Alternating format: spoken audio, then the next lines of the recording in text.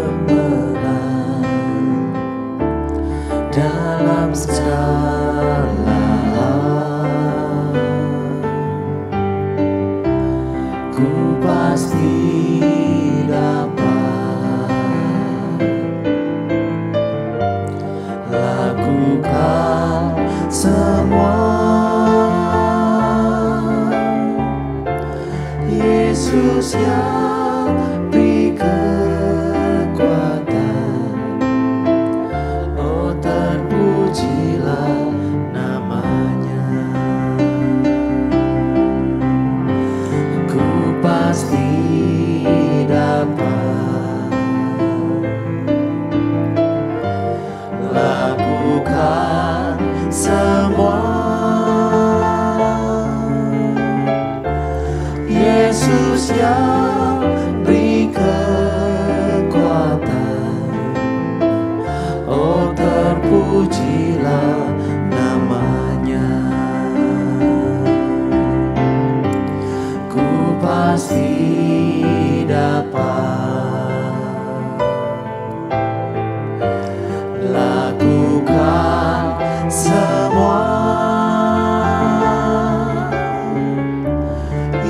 Yesus yang beri kekuatan,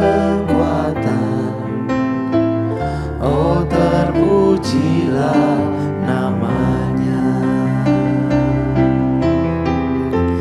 Yesus yang beri kekuatan, Yesus yang beri kekuatan, Yesus yang beri kekuatan, oh terpujilah namanya.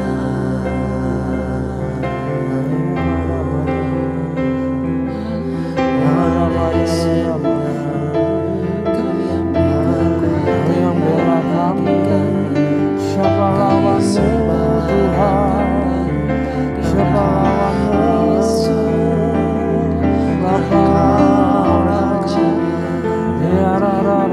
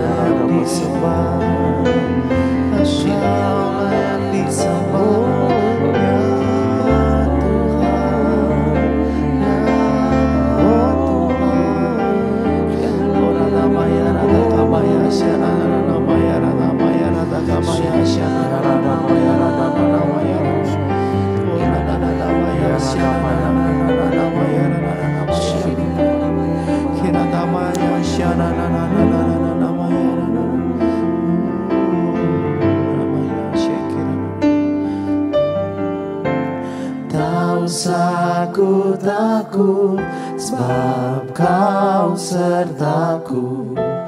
Tak usah ku bimbang, Kau di dalamku. Tak usah ku cemas, Kau penghiburku. Saat ku lemah, Kau kuatku. Tak usah ku takut, sebab Kau sertaku. Tak usah ku bimbang, Kau di dalamku. Tak usah ku cemas, Kau penghiburku. Saat ku lemah, Kau kuatku. Tak usah ku takut, sebab Kau sertaku. Tak usah ku bimbang, Kau di dalamku. Tak usah ku cemas, Kau penghiburku. Saat ku lemah, Kau kuatku. Ku nyanyi haleluya,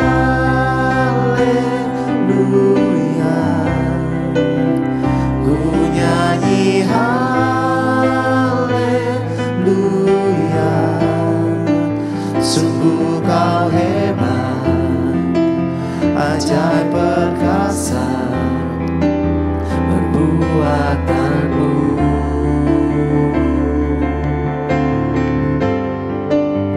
Ku nyanyi haleluya, ku nyanyi haleluya.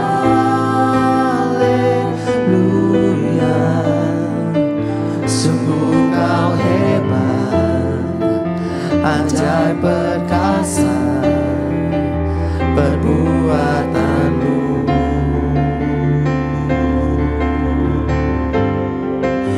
Ku nyanyi haleluya,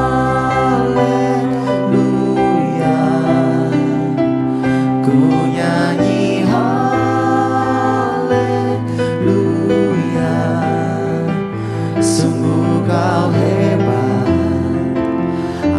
ajaib perkasa perbuatanmu.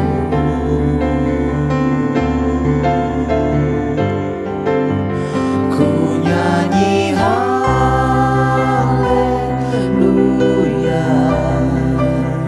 ku nyanyi haleluya.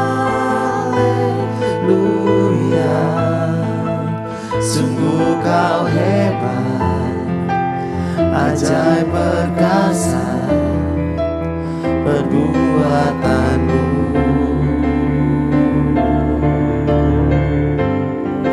Sungguh kau hebat, ajaib perkasa perbuatanmu.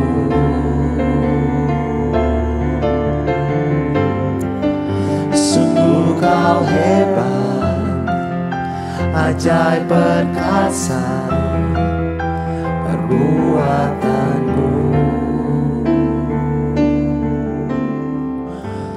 Di hidupku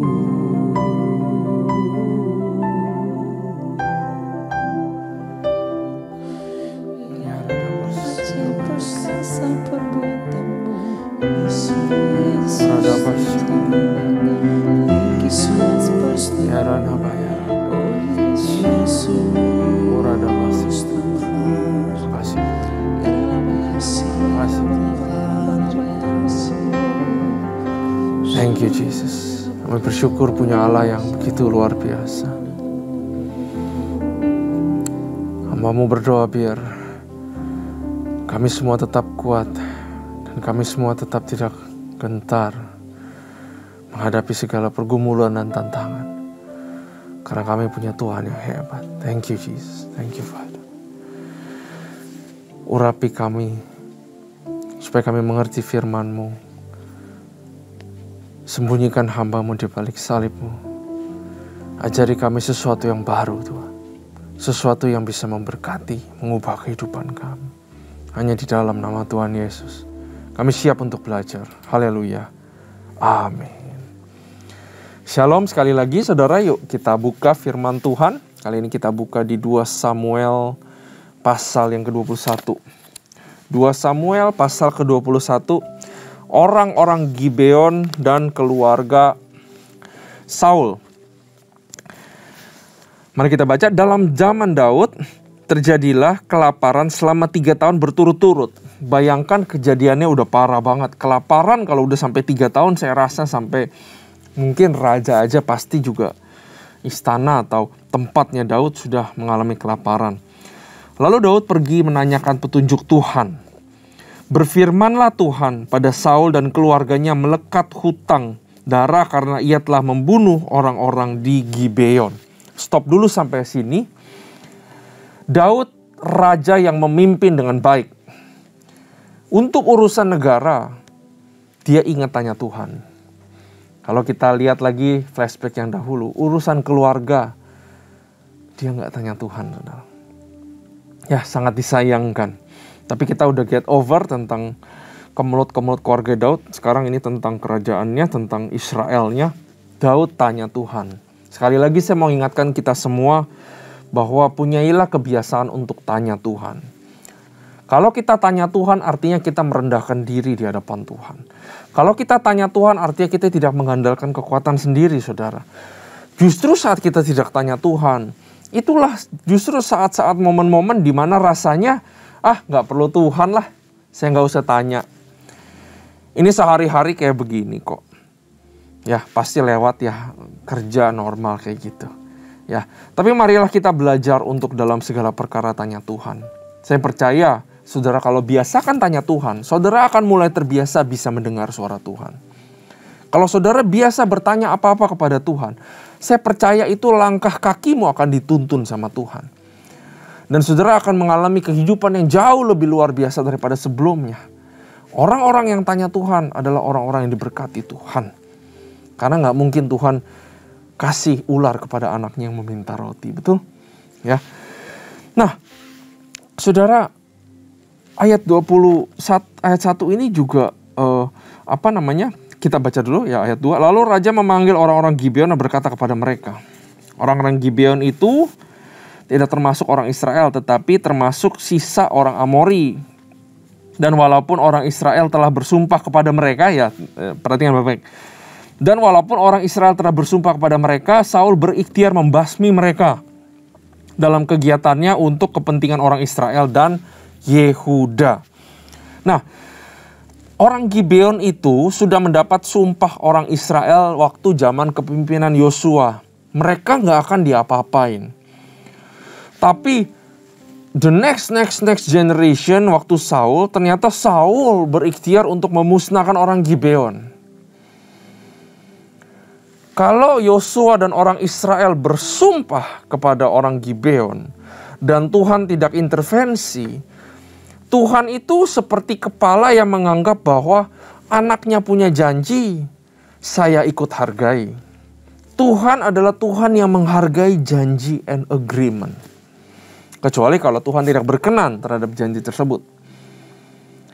Tapi Tuhan tidak berkata apa-apa waktu Yosua dan umat Israel itu berjanji untuk nggak ngapa-ngapain orang Gibeon. Karena itu Tuhan adalah Tuhan yang pegang janji, saudara. Ya, Tuhan adalah Tuhan yang menghargai promise and agreement. Hati-hati mengucapkan janji kalau nggak bisa menepati. Makanya firman Tuhan bilang, kalau kamu mau bangun sesuatu, hitung dulu kamu bisa selesaikan apa tidak. Kadang-kadang kata, ya gue janji deh. Ya, itu udah banyak nyelip di dalam kata-kata kehidupan. Ya, tapi mari kita pikir lagi. Berapa banyak janji-janji yang tidak kita tepati? Kalau saudara tidak tepati janji, yang pertama, yang tercoreng itu mukanya kita dulu. Reputasi kita makin lama makin hancur, makin lama makin hancur. Lebih baik tidak mengucapkan janji daripada mengucapkan janji demi dapat sesuatu, betul? Kadang kita suka bilang, iya deh, aduh tolongin gue dulu deh, ntar gue janji pasti begini. Belum tentu kita akan menempatinya kembali. Tapi Tuhan itu Maha tahu. Karena itu peringatan buat kita untuk hati-hati mengucapkan janji. Ya, kita kudu menepati janji yang telah kita ucapkan, sekecil apapun. Baik itu kepada anak-anak contohnya. Ya papa janji nanti kita pergi ya ke sini, kita ke zoo, kita ke kebun binatang. Kita pikir ya itu kecil lah, anak juga tahu lah kita sibuk, saya kan kerja. Tapi Tuhan tidak suka. Ya, Tuhan suka yang keluar dari hati, keluar dari mulut, keluar dari tangan, yang menepati janji yang dari mulut maksudnya. Itu semua selaras. Itu namanya integritas. Hati, mulut, tangan yang berbuat sama. Tuhan berkenan terhadap orang-orang yang seperti itu, saudara. Ya, Pengkhotbah 5 ayat 3 saya bacakan. Jadi, kalau engkau berjanji kepada Allah, tepatilah secepat mungkin. Dia nggak suka terhadap orang yang berlaku bodoh, sebab itu tepatilah janjimu. Lebih baik tidak membuat janji daripada berjanji tetapi tidak menepatinya. Janganlah kata-katamu membuat engkau berdosa, sehingga engkau terpaksa mengatakan kepada imam yang melayani Tuhan bahwa engkau keliru mengucapkan janji. Untuk apa membuat Allah marah kepadamu sehingga dihancurkannya hasil pekerjaanku. Sebegitu pentingnya janji di hadapan Tuhan. Ya. Janji di hadapan Tuhan number one harus kita perhatikan. Janji pelayananmu, janji pernikahan saudara, kontrak pekerjaanmu terhadap bosmu juga merupakan janji. Kamu sudah tanda tangan kok, kamu setuju gaji segitu. Kadang-kadang kita di pekerjaan, ya gajinya segini, gak naik-naik. Males kerjanya juga setengah-setengah. Kita berdosa sama Tuhan kalau kayak gitu. Karena apa yang sudah keluar daripada diri kita, Tuhan menuntut kita untuk menempatinya. Karena kita melekatkan diri kita sebenarnya terhadap janji itu. Pasangan suami istri, kembali ingat janjimu di mimbar pernikahan. Saat kamu berjanji benar-benar bertiga di hadapan Tuhan, kamu mengucapkan itu.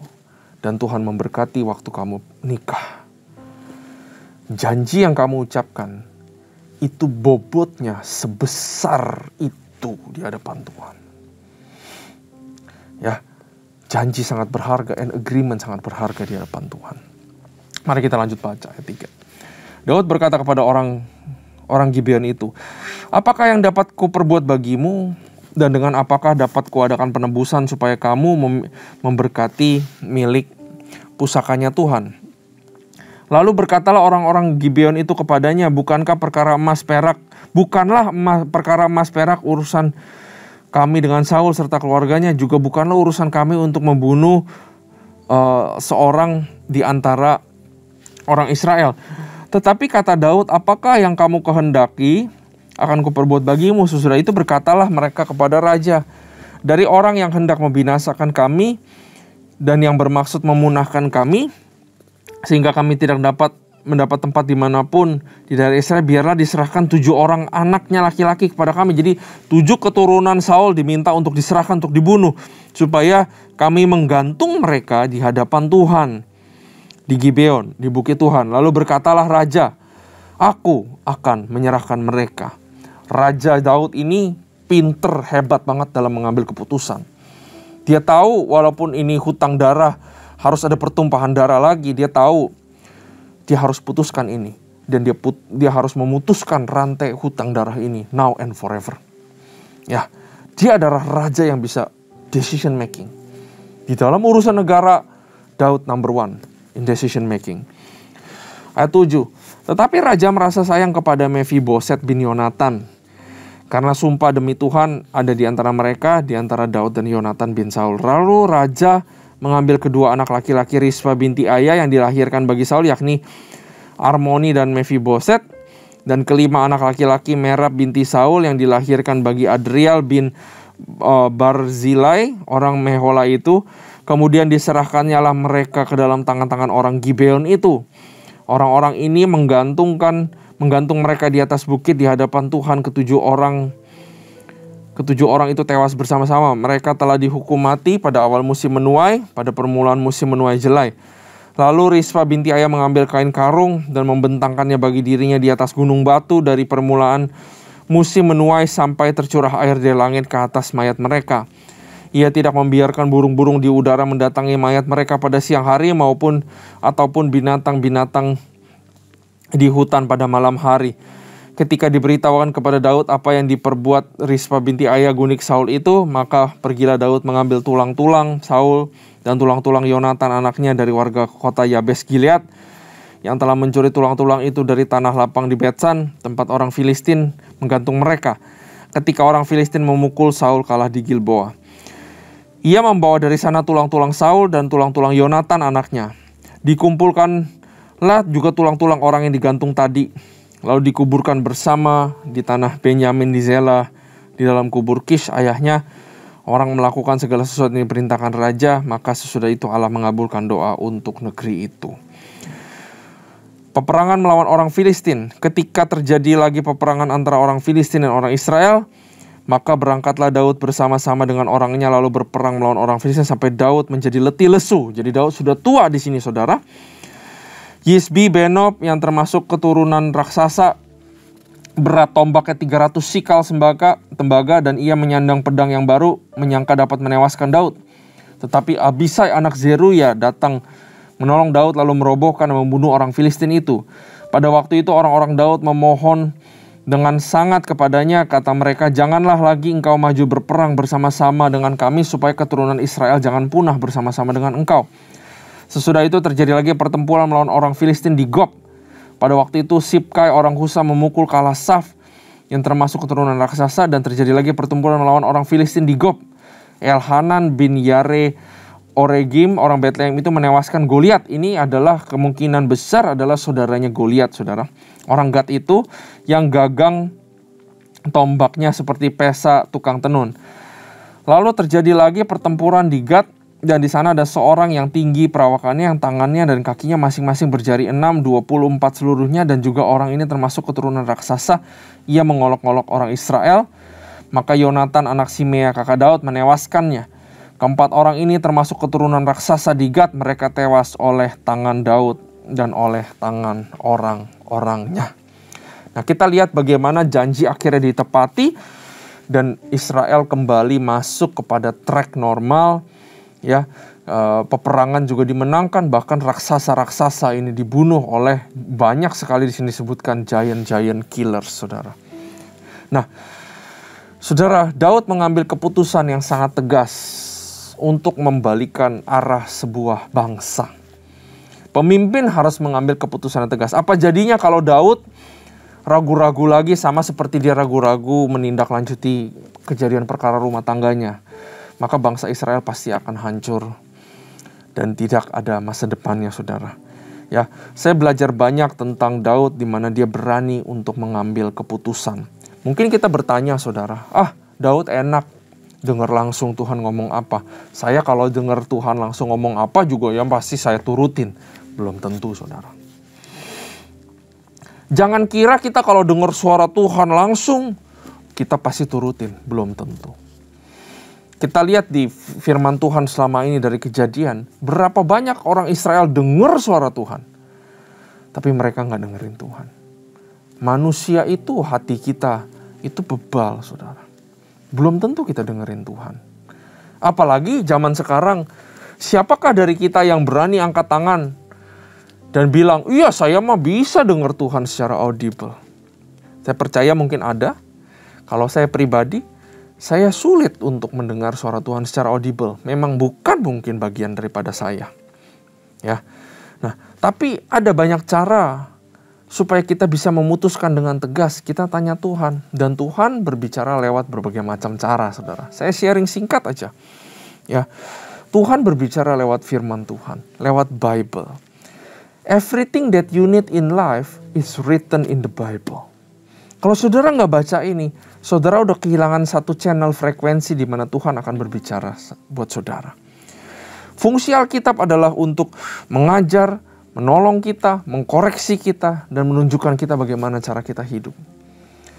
Kalau kita nggak mau dikoreksi, kita nggak mau ditunjukkan, maka kita baca ini akan lewat aja. Saudara nggak akan dengar suara Tuhan. Daud itu punya ketaatan sebelum dengar suara Tuhan. Makanya setiap kali dia datang kepada Tuhan, Tuhan berbicara. Kalau Saul maunya ngelakuin apa yang di hatinya dia. Sehingga Tuhan tidak lagi berbicara sama Saul. Ya. Nah, Tuhan juga berbicara lewat hambanya atau speakers, gifted speakers yang diurapi Tuhan. Kalau saudara di gereja mendengar khotbah dan khotbah itu relevan buat saudara, saudara tertegur dan saudara jadi berubah, itu Tuhan ngomong buat saudara. Bukan pembicara itu yang ngomong buat saudara. Kadang-kadang kemuliaan harusnya buat Tuhan, betul? Bukan buat pembicaranya. Tapi itu Tuhan ngomong. Jadi yang pertama Tuhan ngomong lewat Alkitab, Tuhan ngomong lewat pembicaranya. Tuhan ngomong lewat pergaulan di gereja. Tuhan ngomong lewat teman-teman gerejamu yang membangun komsel. Ya, Tuhan berbicara melalui impressions. Ya, kadang-kadang muncul ide, muncul thoughts. Itu dari Tuhan, saudara. Makanya kita harus selalu uji juga. Ini dari Tuhan, apa dari kita sendiri, atau dari iblis, saudara. Iblis berbicara kepada kita, namanya godaan atau temptation. Ya. Tapi kalau Tuhan berbicara sama kita, namanya inspiration. Saudara harus ingat ini. If you are inspired tiba-tiba untuk nolong orang, if you are inspired tiba-tiba untuk melakukan hal yang baik yang saudara tahu ini memuliakan Tuhan, that's from God. Tapi kalau saudara tiba-tiba ada muncul impresi yang ini kayaknya godaan, ini kayaknya bikin saya bersalah di hadapan Tuhan, that's from the devil. Ya, Tuhan juga berbicara lewat kemalangan atau duka cita untuk menyadarkan kita mungkin, atau memperlihatkan kebesarannya Dia. Ya, jadi begitu banyak cara Tuhan ngomong kepada kita. Daud bisa kembali memimpin bangsa Israel back on the track karena Daud komunikasi sama Tuhan, karena Daud dengar ngomongan Tuhan. Dan Daud mengambil keputusan dengan tepat. Karena itu saudara, biasakanlah untuk bertanya kepada Tuhan. Tadi saya udah bilang, Saya sudah sebutkan beberapa cara Tuhan ngomong kepada kita. Maukah kita taat melakukan apa yang Tuhan bicara kepada kita? Buatlah keputusan sekarang. Dan mulailah hidup kita semakin berkenan di hadapan Tuhan. Terima kasih Tuhan buat Bible Study pada hari ini. Kami bersyukur Kau Tuhan yang baik. Kau Tuhan yang selalu menuntun kami lewat firman-Mu. Firman-Mu berbicara begitu banyak hal, mengkoreksi, menunjukkan bagaimana kami hidup, dan menolong kami di kehidupan sehari-hari kami. Biarlah kami mempunyai hati yang semangat untuk menantikan next Bible Study juga Tuhan. Berkati kami semua yang akan menjalani keseharian kami. Berkati kami semua yang mengalami pergumulan. Biar kami biasakan diri untuk bertanya kepada Engkau. Hanya di dalam nama Tuhan Yesus kami berdoa. Haleluya. Amin. Tuhan Yesus memberkati.